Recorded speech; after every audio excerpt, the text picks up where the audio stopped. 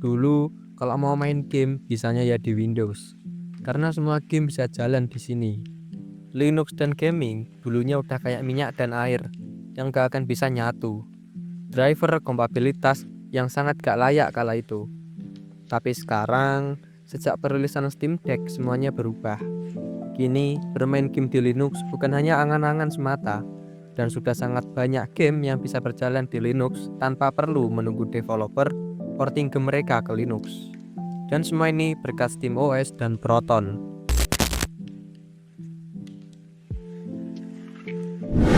SteamOS pertama kali diluncurkan di tahun 2013 oleh Valve. SteamOS adalah perangkat lunak berbasis Linux Debian.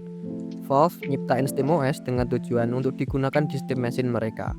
Steam Machine adalah alat yang ditujukan untuk membawa game PC ke ruang tamu. SteamOS punya user interface bernama Big Picture Mode untuk memberi pengalaman layaknya konsol, serta dukungan penuh dengan controller. Tapi tak sesuai ekspektasi Valve, Steam Machine dengan SteamOS tak berhasil menggugah gamer untuk mencicipinya. Alasan kegagalannya dikarenakan sedikitnya game yang kompatibel di sistem operasi ini. Developer enggan memporting game mereka ke Linux karena ketidakjelasan dari proyek ini. Ditambah lagi, di tahun tersebut Microsoft bareng Windows 7 masih sangat kuat di pasaran. Karena konsumen merasa Windows 7 punya kompatibilitas luar biasa di berbagai kelas perangkat keras. Kegagalan Steam Machine di periode tahun 2013 sampai 2015 membuat mereka berhenti dari proyek ini sementara waktu. Berhentinya mereka bukan berarti sudah menyerah begitu saja. Valve ternyata sedang mengembangkan teknologi baru yakni Proton. Proton adalah compatibility layer atau lapisan kompatibilitas berbasis Wine yang digunakan untuk menjalankan game dari Windows ke Linux. Proton membuat SteamOS menjadi sedikit relevan.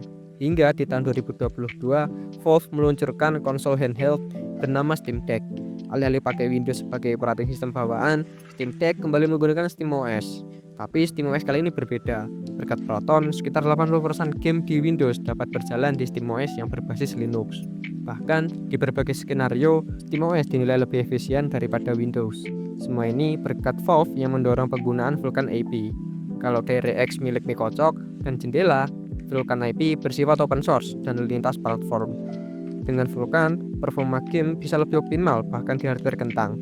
Efeknya juga bukan hanya berdampak di Linux, tapi berdampak ke emulator. Di balik layar, teknologi Proton dan Vulkan ini diadopsi sama para pengembang emulator. Emulator besar kayak RPGS3, Dolphin Emulator, PPSSPP, dan Yuzu mulai mengandalkan Vulkan sebagai renderer utama. Hasilnya, emulator jalan lebih cepat dan makin stabil. Kemajuan ini nimbulin domino efek yang bikin tambah menarik.